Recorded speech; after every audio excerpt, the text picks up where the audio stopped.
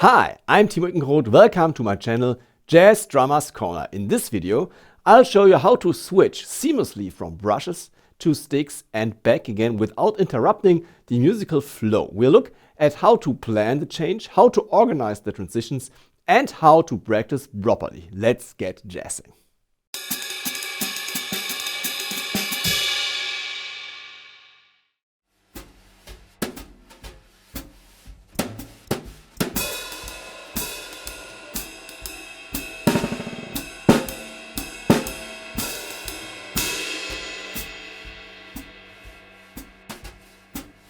No matter whether you play in a larger jazz band, in a smaller combo, in a trio or in a big band.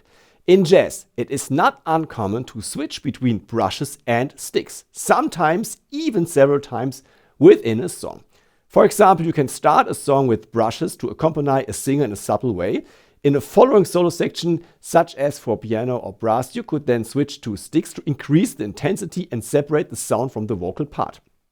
After the solos, switching back to the brushes would be a good idea to return to the vocals. On the other hand, it can also happen that a song starts with sticks and we switch to brushes during, for example, a bass solo to adjust the dynamics. Such changes contribute significantly to the tonal variety and dynamics of a piece, but require planning and practice.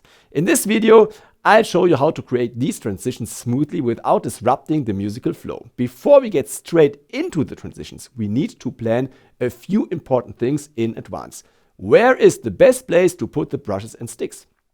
It is important that the things you need, such as the brushes or sticks in our case, are within easy reach. You can, for example, place them on the music stand, put them in a stick bag or place them on the stand tom if you don't need it. Some people also prefer to place them on the bass drum or simply clamp them between their legs. Perhaps needless to say, but still important to know, if you have brushes to pull out like I do, put them down already in the ready to play version so that you don't have to make sure you can use them during the song, which would be a bit too stressful and certainly not good for the flow of the song.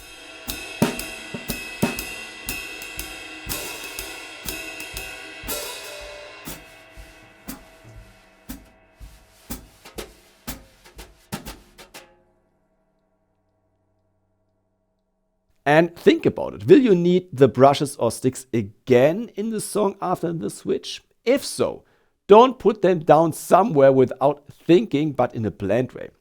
Think about where you will move around the set during the song so that you can reach everything easily, comfortably and quickly.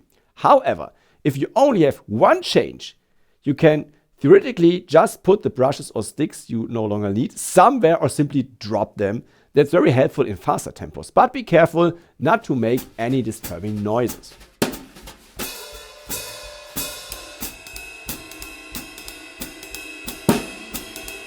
Now to the transitions. Switching from brushes to sticks can be tricky, but with the right technique and some practice, it works smoothly. One of the keys is to maintain the musical flow, so keep one hand playing while the other switches. Don't get stressed. You don't have to and shouldn't change both hands at the same time. In fact, a staggered change of hands helps us to make the transitions smooth and without a musical gap. It's okay to leave space. Let's get specific when we switch from brushes to sticks. I switch the right hand to the stick in the last bar. During the transition, the left brush remains active as long as possible when switching from brushes to sticks while you pick up the right stick. Then my left hand has time to pick up the stick, usually after 1 or 2 bars, depending on the tempo and musical necessity. When switching from sticks to brushes, it's similar. The left hand switches from stick to brush in the last bar, while the right hand continues to play. This gives the right hand enough time to pick up the brush without disturbing the flow.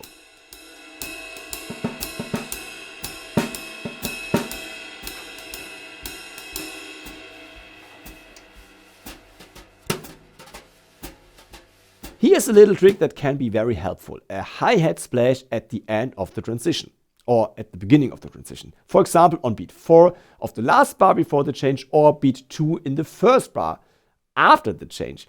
This creates a harmonic connection between the two sounds and provides a standing note to fill any gaps during the change.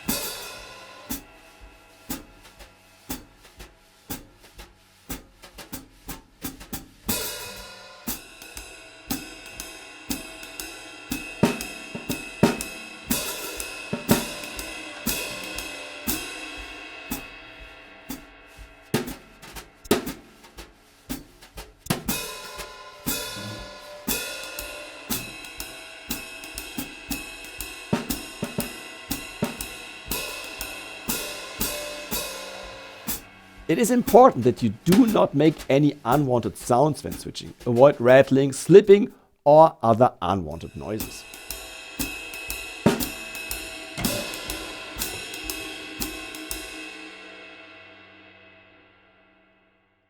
As usual, practice is the key to success. Practice the change as follows: 4 bars with the brushes and then 4 bars with the sticks and then back again. This way you can automate the change and the process will become much smoother. Use a metronome to ensure the transition stays in tempo and that the music doesn't stutter or speed up due to the felt stress. You should practice the transition at different tempos to get used to all situations.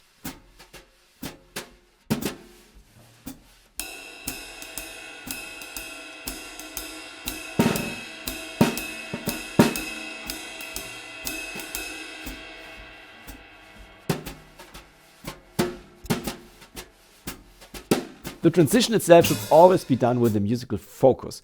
Little fills are possible and can help the music. Think about the musicality of the momentum, not just the change of technique. By consciously practicing transition phrases, the change becomes more and more natural and you avoid unnecessary stress.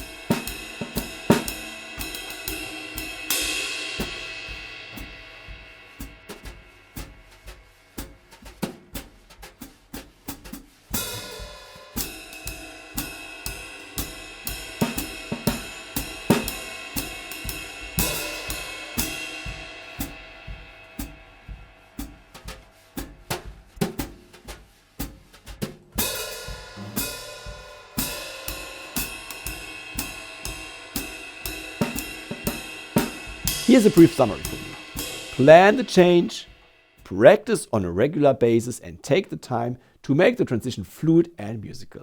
With the right technique and practice, switching from brushes to sticks and vice versa will become much easier and you will soon be able to integrate it into your playing without any problems. That's it for today. I hope you've learned a few things and are now ready to master your transitions between brushes and sticks and vice versa. If you liked the video, please leave a like and a comment below and subscribe to my channel Jazz Drummers Corner so that you don't miss any more tutorials or one of my transcriptions. See you next time and have fun practicing your Timo.